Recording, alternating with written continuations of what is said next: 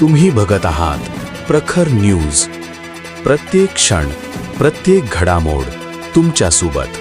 नाशिक जिल्ह्यातील कळवण तालुक्यामधून एक धक्कादायक आणि संतापजनक चित्र समोर आलंय. जनतेच्या सेवेसाठी उभारलेली प्रशासकीय इमारतच आता मृत्यूचा सापळा बनत चालली आहे.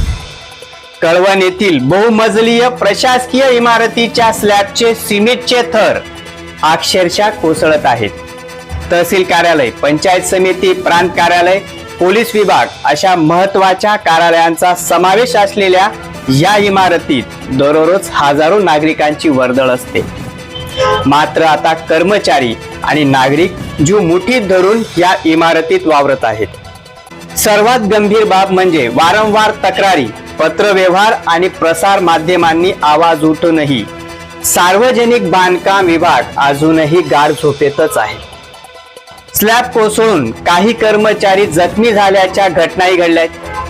अधिकाऱ्यांनी घटनास्थळी धाव घेतली, पाहणी केली, पंचनामे केले, पण त्यानंतर सर्व काही पुन्हा रामभरोसे.